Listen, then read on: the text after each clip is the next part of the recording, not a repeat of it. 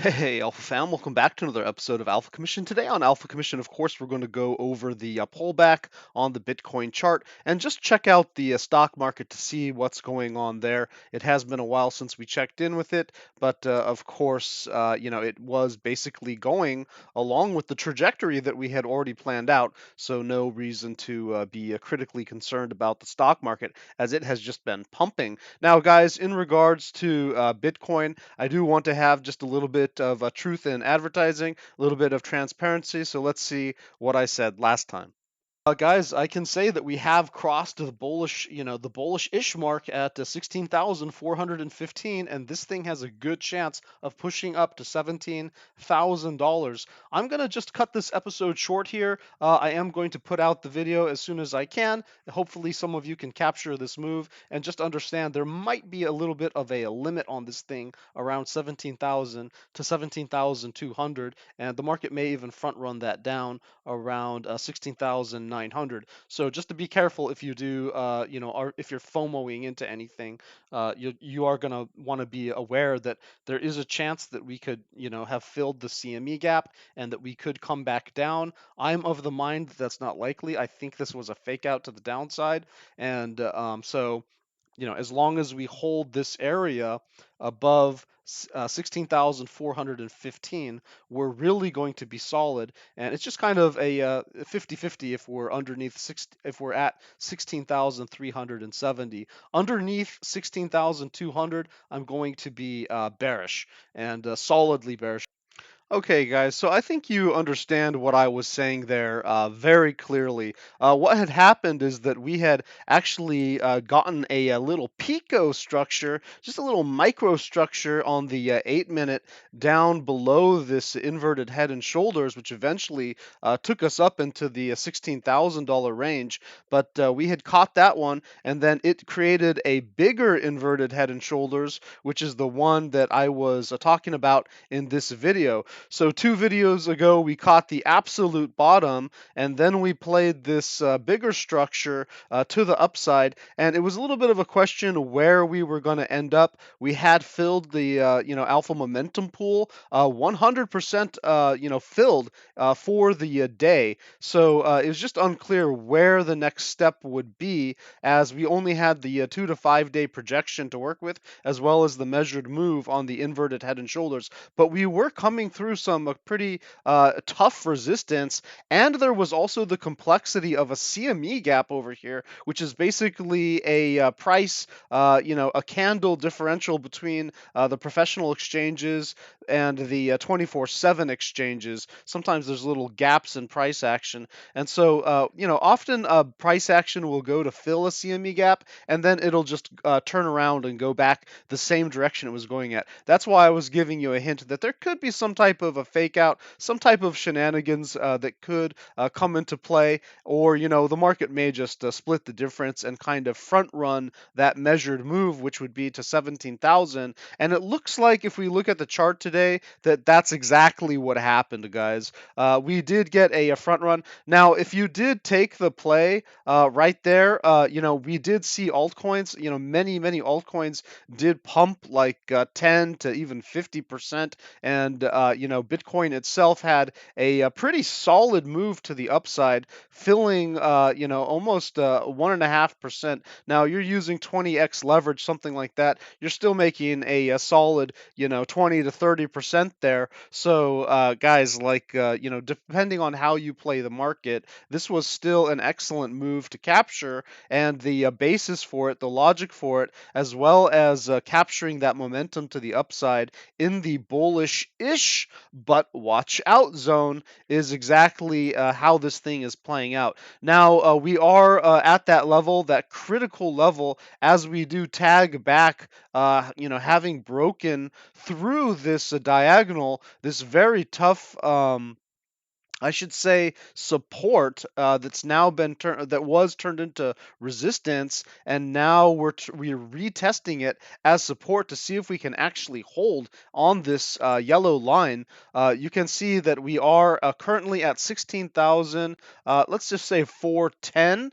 The area that I would be a little little bit, 50-50 on is if we were underneath 16,415. Why? Because that puts us back into my momentum zone. It suggests that we are actually losing momentum. We have just lost a momentum level, guys. And so now we have to see, does this purple line here, this CME gap, can that act as support? Can this diagonal act as support? And can this inverted head and shoulders, if I just zoom in there, can this inverted head and shoulders still provide us the trading basis to move forward to perhaps 17,000?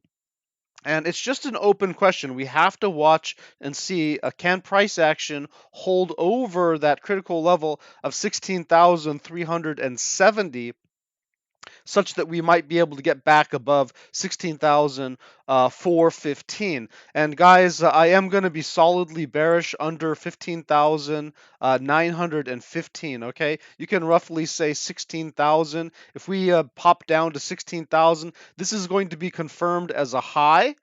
And then what we're going to have is just a series of lower highs, and so we're still going to be in a downtrend. But if we are able to push up into this 17,000 area, especially if we cross my threshold of 17,200, we will have basically set in a higher high compared to this area over here, and that's going to be where the magic really comes to play. So, getting a rejection anywhere between 16,000, 500 and 17,000 is really to be expected with our downtrend. That just suggests that we just didn't have enough energy to, create an uptrend in this, otherwise bearish market. But it doesn't mean that this move is over necessarily. One thing that I do want to point out is that we do have a structure that I can just, I can eyeball this and I can see it working out.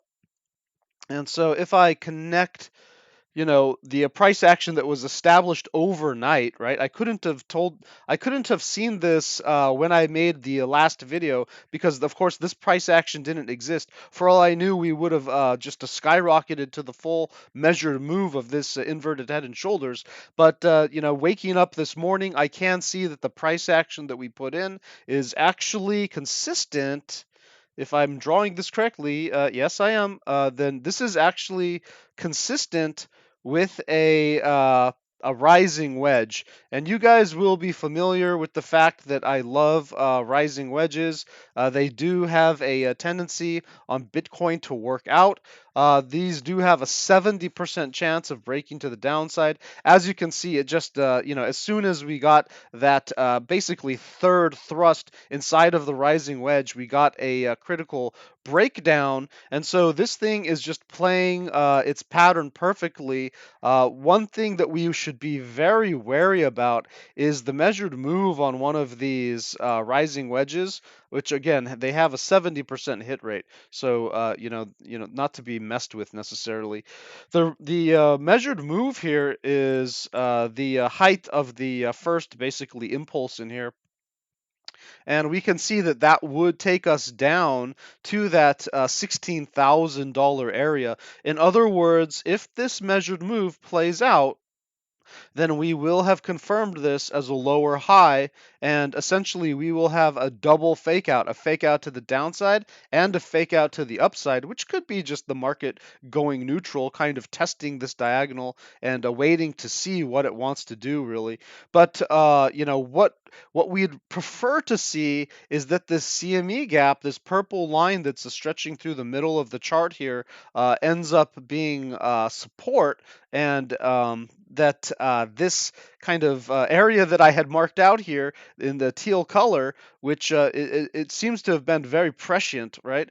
This area that I marked out here was the one that we had to critically hold. And of course, I didn't see this price action before I marked this teal box, but I knew that we had to hold this zone. And look at where we are this morning. We're just grasping on for dear life in that little zone. That couple that only couple dollars that I had actually marked out, the price action is gravitating there perfectly. So not only did we front run the move on this inverted head and shoulders, but we could have the possibility to front run the measured move on this rising wedge, which maybe it could hold this area. So guys, please, please, please pay attention to whether or not we cross below 16,200.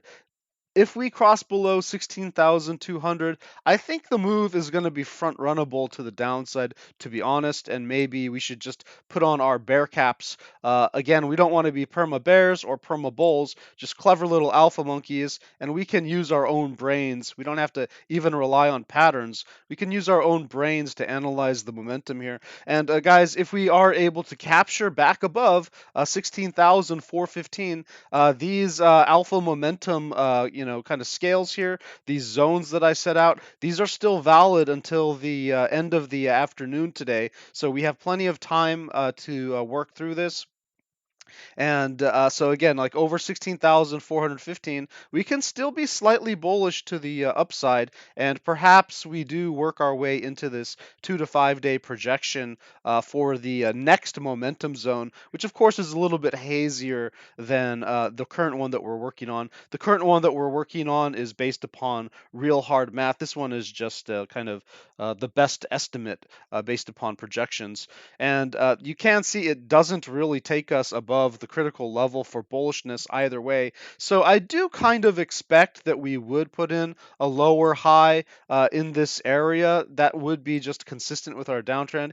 You guys know that overall I view us to be in a macro downtrend, and whether or not we can catch this Pico bottom right here as we did, or whether or not we can catch this Pico bottom over here as we did, that doesn't mean that it's the absolute bottom to the market. Just keep that in mind, okay? Like, this is for trading, okay?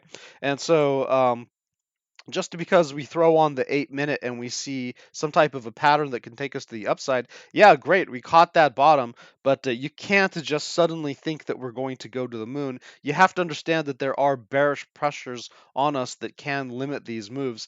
And I think that with everyone being super bearish down here, like everyone thought it was going to be the end of the world right down here, the market may have just want to liquidate those shorts, right? Those short positions, liquidate it, take everyone's cash, pump the market up a bit, and then when people start to get bullish again, because of course they're seeing like this pattern, right? People aren't stupid; they're going to play the same moves, right? We're all going to talk about this stuff amongst each other, and then the market makers are going to want to kind of just drag it down in order to liquidate the long positions. And I was describing that in the previous episodes. I believe 2 episodes ago, I was, before this price action was formed, and before this price action was formed, what I was suggesting is that it was likely that we would see something like this, right? Where they basically, destroy all the shorts, then they destroy all the longs, and then they have enough cash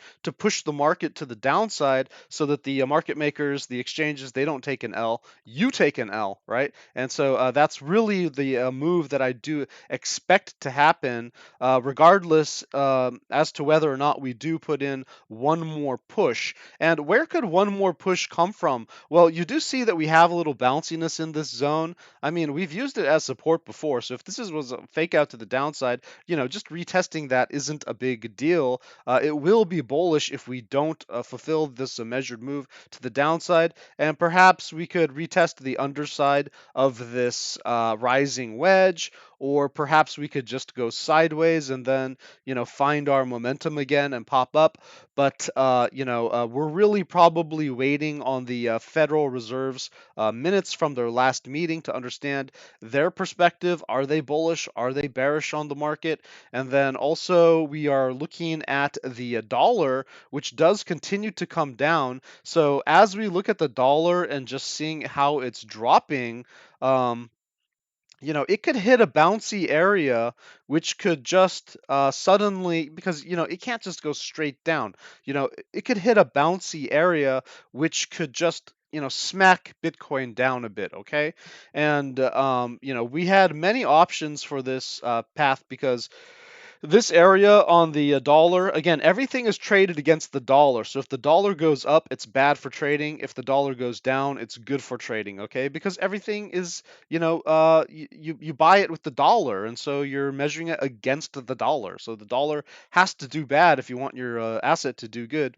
That's a generalization, but whatnot.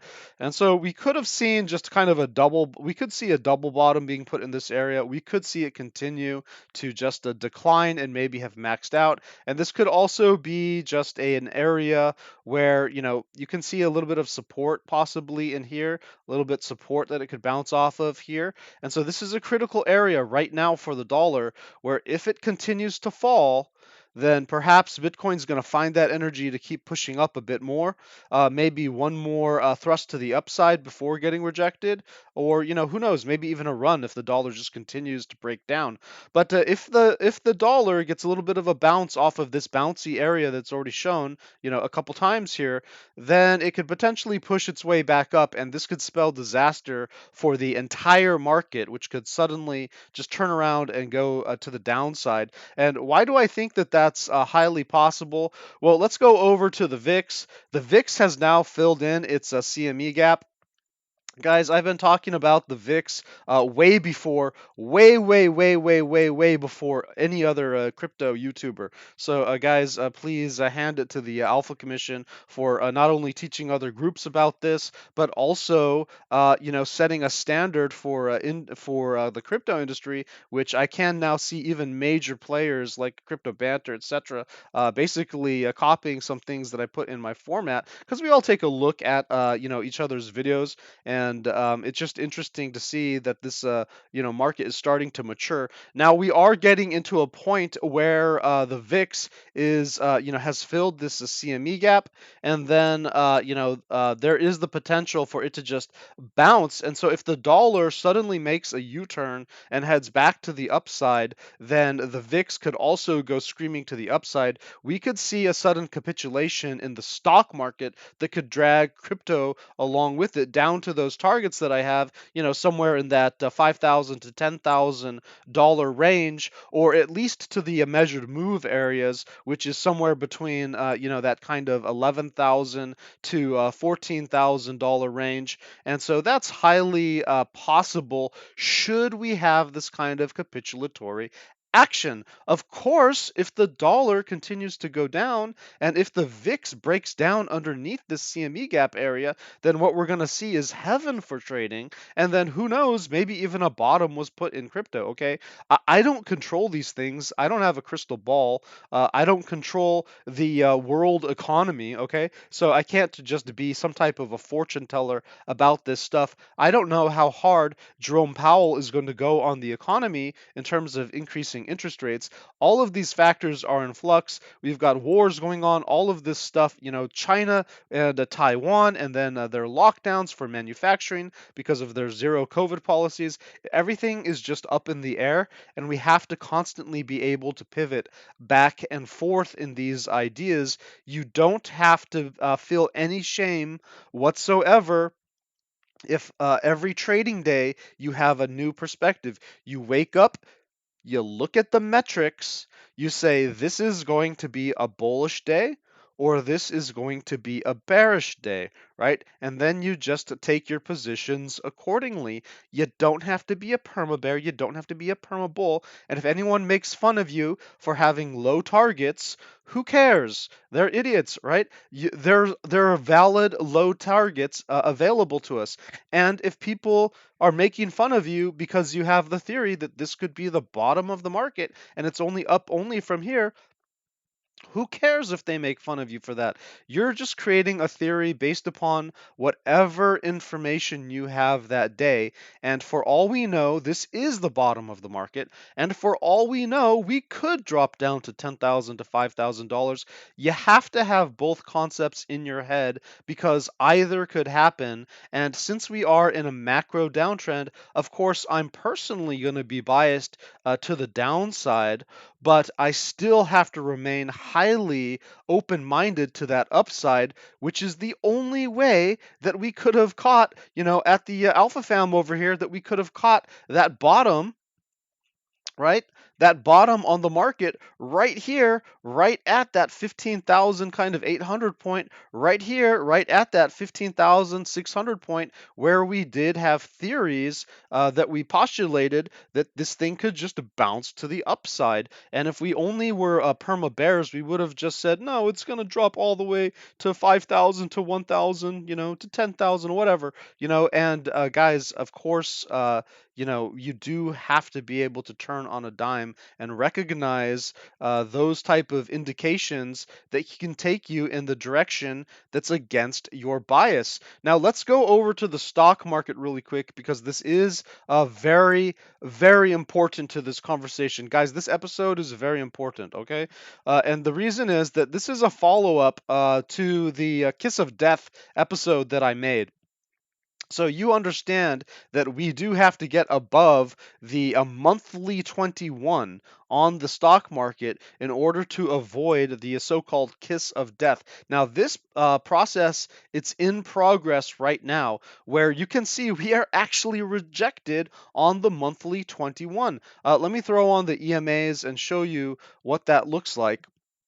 We're currently on the 8-hour. Let me go over to the monthly. Just stretch out this chart a bit. Bear with me there. You can see that we are bumping our head on this yellow line, which is the monthly 21. And guys, I did not make this up. Okay, this is traditional markets. They have a concept called the kiss of death. It's when you push down from the top of an overinflated market, kind of a bubble market, right? You push down from the top, and then you get underneath the 21. You retest it, you break down again, and you go lower than the previous low. Then if you bounce back up and you can't break above the 21 again, then it's called the kiss of death, and the algorithms and the bots and the institutions in this market start to freak out about the long-term possibility for profitability in the market. That's why everyone's trying to push up right now. This is a critical moment, and since this is the monthly, yes, we have November, and yes, we have December potentially to turn this to the keep this going to the upside.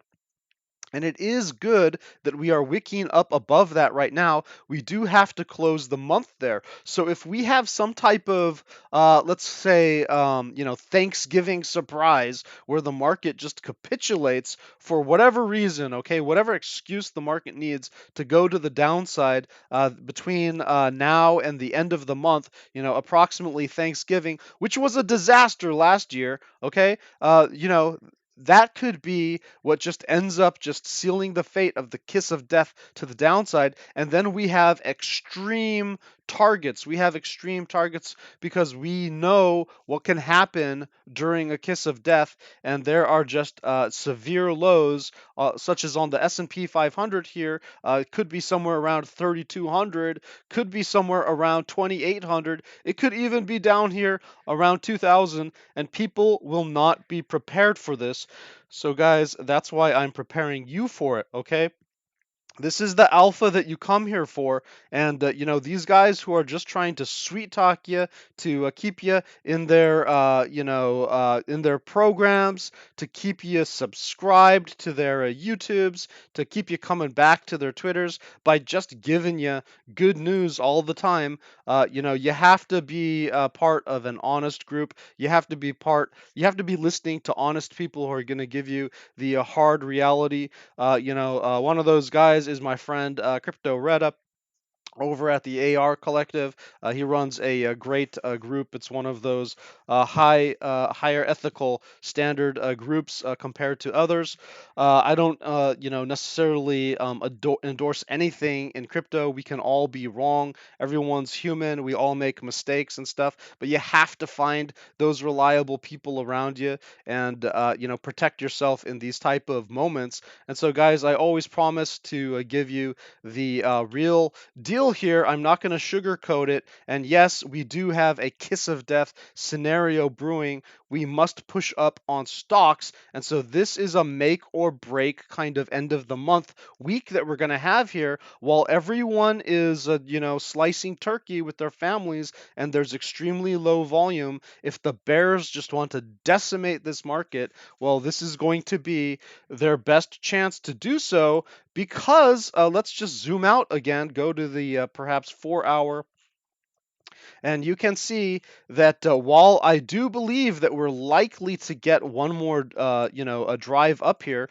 on the weekly chart, it's just going to look like a wick. It's not like it's going to be, a candle body forming above this hard line here. This teal line is where that 21 is on the monthly. And so that's the level that we have to really close above. We have to get, very significant, like weeks worth of price action above that level to avoid a kiss of death coming into the new year. And what you can see very clearly is that we just got rejected right there and rejected. We are pushing up. The bulls are going to do their thing. I think that we can get to this diagonal perhaps somewhere around 4,100, maybe a little bit of front running that around $4,050, right? But if we can't hold on to this level and do some type of a breakout in this market, most likely the kiss of death is going to be initiated, and December probably won't be able to turn that around. We probably will be either testing the lows here, which will be a significant drop in all markets if that happens. Or, we do have this kind of diagonal structure. I don't know if you can see it, but I have marked it out here for the Alpha Fam. I've talked about it many times on the Macro Monday shows. Look at this nice bounciness, right, on these diagonals. If we can hold on to that diagonal and make a higher low, perhaps in December, even if we fail here in November to get some price action across this yellow line, then we could potentially, do something interesting in December, okay? And that would give us kind of that last bit of hopium as price action would kind of, get wedged in here, right? That would give us that last bit of hopium that, hey, we can avoid the kiss of death. But should we break down from this kind of triple layer of support that you can see here, which has a pretty long-standing history on the S&P, then we are going to be in this kind of ambiguous zone where it's going to be very easy for us to have just capitulation in the stock market. If we are able to capture these higher lows, then we have a chance for perhaps a double top, and then we come back to these kind of concepts later on, once the market has regulated a bit. And so, there's two ways to solve an overheated market. One is just by going straight down, right? And the other is by going horizontal. So time can solve the same thing that a decrease in money can, because overall markets do tend to expand. Now, why are people so freaked out about this? It's because there are several factors that are working against us in the world right now. Number one, globalization has maxed out. The efficiencies coming from globalizations and the increase in markets coming from globalization, it's not there anymore. Okay, so for the last 30 years, we've had a push to the upside from globalization. Now everyone's nationalizing again, right? Everyone's kind of contracting back to their little tribes. And guys, we also have war and the potential for even world wars. Those type of things, just escalating, and so just a trade in general is decreasing, right? We also have the aging population and the kind of minimalist, children that these boomers had, which, the boomers were all about maximizing everything, and the children are all about minimizing everything. And so people just aren't consuming the same amount of stuff as they used to be consuming.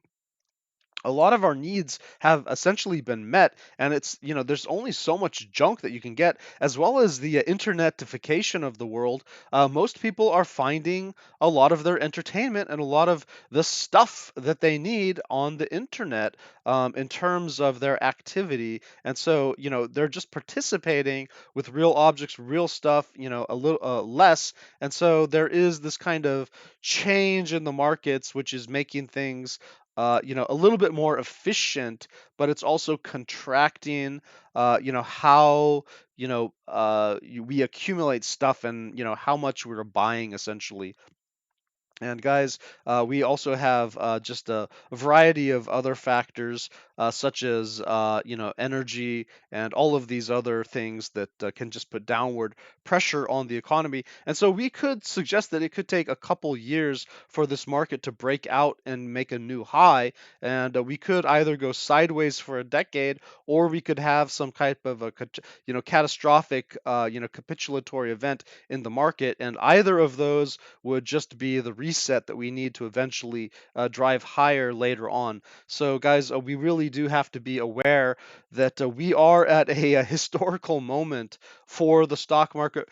We are at a historical moment in the world in general. And this next year, especially the next couple months, it is going to choose the destiny of a lot of what happens. And hopefully, the world makes some wise decisions. Hopefully, the powers that be don't just decide to just destroy, so much of the world. Whether it's through economic policies or nuclear weapons or whatnot. But that's why there is, in fact, that possibility for an extreme downside in the markets. But at the same time, humanity has been very robust, and sometimes we do find our better angels, and sometimes we do have glimpses of wisdom, and the market can just pull up dramatically off of that. And of course, even though we all make fun of hopium, never underestimate the power of the human spirit, and especially from my kind of biased perspective, the American drive to just make things happen with a happy ending. And it doesn't always go to plan, but sometimes just getting that stuff started plants the seeds for future success and kind of limits the bottom of what we can see. So a lot of people are thinking about some type of Great Depression perhaps happening, and perhaps a global World War III.